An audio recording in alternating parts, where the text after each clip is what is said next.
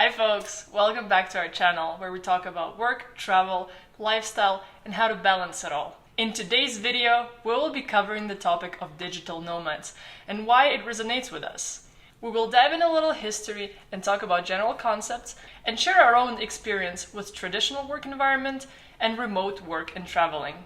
If you're a digital nomad or want to become one, shoot us a note in the comment section below about how you manage your work and life in a remote location. Coming from Russia and Ukraine, we first got introduced to the idea of working abroad through a program called Work and Travel. A lot of friends went to North America, Australia, and New Zealand for the summer break and worked in the service industry while exploring new countries. Later on in our 20s, we started hearing stories about people quitting their jobs and downshifting. They went to warmer countries to teach languages, do temporary work, and travel. In the recent years, we got introduced to a new wave of location-independent professionals. This wave was unlocked due to pandemic, and we found ourselves as a part of it. According to Wikipedia, digital nomads are people who conduct their life in a nomadic manner while doing remote work, using digital communications technologies. They're usually traveling and or living outside of their country of residency, work remotely in co-working spaces, public libraries, hotels. Some are perpetual travelers, and some are only nomadic for a short period of time. Previously, only certain professionals like freelancers, business owners were able to afford this lifestyle in terms of managing the expectations of their employer or business needs. My perception was always that before I get to start my own business, I will never be able to work remotely and enjoy different places abroad at the same time. Also, as an architect, unless you work for an international company and have projects all around the world, you would be pretty stationary in one location without much change of scenery. The third wave of location-independent people, or Digital Nomads 2.0, was recently created by the pandemic circumstances and opened this way of living to people who were not able to do this before. People who worked in the office environment with controlling bosses who would not imagine their employees working independently without their supervision, and quite frankly, just had anxiety that no one will work if not being watched. When there was no other option than let people work remotely and accept these circumstances in 2020, the majority of people came to terms with seeing their colleagues in equal squares on video conference screens. Here are some stats on remote work that we found interesting. 65% of remote workers said that they would like to continue doing so after pandemic. And 58% even said that they will consider looking for a new job if work from office would be mandatory. Disregarding these statistics, a lot of companies with old school mindset were still having constant conversations about going back to office. In the middle of 2020, company-wide messages started circulating with management saying, "We will be coming back to the office in 2 months and everything will get back to normal," without realizing that the new normal has been created during first months of pandemic, and people were getting used to it. On the other hand, some progressive companies were not planning to come back to the office till mid-2021, like Google, which they communicated upfront and in a very clear message to their employees. And some were not even planning to come back to the office ever again, like Shopify, creating a permanent, fully remote work arrangement. The biggest threat that employers saw in their remote work was that if left without supervision, employees will slack and productivity will fall drastically. Well, according to Stanford research, which was held for 9 months, productivity actually grew by 13%. Moreover, 50% of people felt more satisfaction from their work. Other studies show remote workers spend 10 minutes less a day being unproductive and generally 47% more productive. So whatever your old school bosses might have told you about productivity issues of remote work, statistic shows otherwise. Yeah, one person in my professional network shared that they were approached by a recruiter, and that recruiter was promoting a company by saying that they have remote work arrangement and that this is a big competitive advantage. Well, it's not anymore. And if the job posting says that the company is working remotely for now, but they will be requiring employees to be back in the office later, this can actually be a big red flag to a lot of candidates. I agree. Remote work has quickly become the new standard, and people are rethinking their work-life balance priorities. Some of the reasons people want to continue working remotely are flexible schedule, more efficient work outcome, quality time with family, traveling and embracing digital nomad lifestyle. Now we're going to share with you our own experience with working in the office and being able to work remotely. I got my master's degree before coming to Canada, and during that time, I was working from home for my personal projects. However, the conversation was always along the lines that once you're in the workforce, you have to be in the office. Once I moved to Canada, I started working in the architectural offices. For the majority of my previous workplaces, it was not even up for discussion.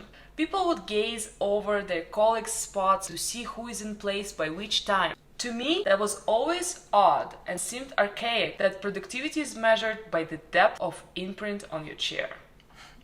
Yeah, that sounds like something I can relate to. When I started my career about 14 years ago in Russia, working from home was an unknown concept. We had firm work schedule. Everyone had to be in the office at a set time and not a minute later. And yet, my boss was a very tech-savvy person. They made sure that we all had the technical ability to log into our work desktops remotely. It wasn't done for our convenience. On the contrary, this feature was used to make us be constantly on call. Vacation, sick day, weekend, doesn't matter. This was a one-sided deal. We couldn't use it for when we needed to work from home. And for me, this was such a nonsense. Why not let us use the technology that's already there? So yeah, on paper, we had that flexibility, but in practice, we couldn't really use it to our benefit. Yeah, double standards. One of the corporate firms that I worked for was a slight improvement compared to the majority. If you had an appointment, you could work from home in the morning and return to the office after your appointment. It was an option that no one used frequently because, to be honest, some managers would still even count how much time people spend in the kitchen getting coffee. So general atmosphere was such that not many felt confident to be working from home and being able to keep their job. I didn't either. You just know that it's frowned upon. They say you can do it sometimes, but inevitably you're gonna end up in a blacklist. Wow, that must be very frustrating. I had a little improvement in my work arrangement since I moved to Canada and started working in the IT industry. My first company allowed everyone who passed probation to pick one day a week that they could work from home. It was a fixed day. For example, if you chose Wednesdays, it should always be Wednesdays. And if you want to change it, you would have to go through multiple managers' approvals. A bit of a hassle and bureaucracy, but at least there was an option on the table. That's where I see the difference between industries. For the longest time, IT jobs have been the most remote-friendly jobs in the world, whereas others were lagging behind. That is so true. When I was discussing my offer with the architecture firm before the pandemic started, I was negotiating a similar arrangement. I said I wanted to have an option of remote working for 2 days a week, maybe even one, and I received a lot of resistance. All of my other asks were met except for this one. It was a huge no. Fast forward a few months, forced to work from home because of the lockdown in Canada. Management resistance lasted till the very last day and we were still at the office. We did not have the remote desktop set up. There was not enough laptops for everyone to take home. To put it simple, we were unprepared. Yeah, that's a big adjustment for the company. You have to put a lot of work to organize server access, cybersecurity protocols, necessary hardware like laptops for all the employees. This is really hard to organize just in one day. From my experience, the company I worked when pandemic started, we had a work from home policy that allowed everyone to work from anywhere they wanted. You didn't have to ask in advance or get approvals. You could simply not come to the office and log in from home or a coffee shop or a hotel room. The location didn't really matter as long as you delivered. I could start my morning, work it at home, and then come to the office later in the afternoon for a meeting or an event or just because I felt like it. This freedom of choice gave me the feeling that I'm the one in charge of my life and not my boss. I could do my job and be efficient from anywhere in the world. This felt right to me. That's why when the pandemic hit, there wasn't much adjustment in my industry. Most of the companies have already practiced remote work for years. Yes, well, I mean, lucky you. For my company, that was definitely a huge adjustment. And not just from a tech perspective, but a psychological too. Filled with anxiety on both ends, managers try to ensure you're always present. Employees try to prove that they're worth keeping. And this continued for months. I wasn't trying to prove myself, but the pressure has increased significantly. You had to always be at your station. If not, then maybe you're not working at all.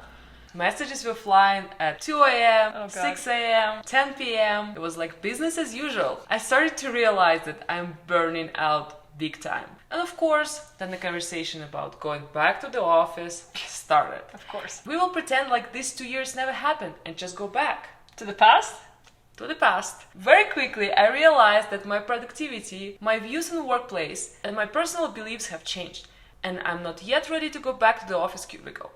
Eventually, I decided to start a new job. Good for you. A fully remote one. These days, we don't have an office, and people work from all around the world in different time zones. Of course, we face challenges, but no one is questioning whether the person is in front of their PC or not. If the result, that's your ultimate measure. The new work environment finally allowed me to make a decision I've been wanting to make for a long time. Work while traveling and exploring new countries. It's just a matter of setting the right mindset and following through with your gut feeling. And these collective experiences brought us to today, when it has been over a month of us traveling between various cities in Mexico and testing the environment for both work and leisure.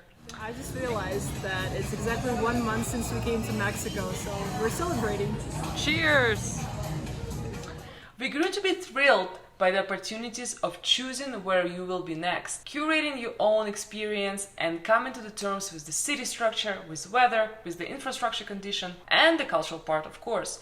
Whatever makes you most efficient and your lifestyle the fullest. Thanks for watching this video. Please smash that like button and subscribe to our channel for more videos like this. Let us know in the comment section down below what part of Digital Nomad life excites you the most, and feel free to share your remote work stories with us. Till next time. Bye.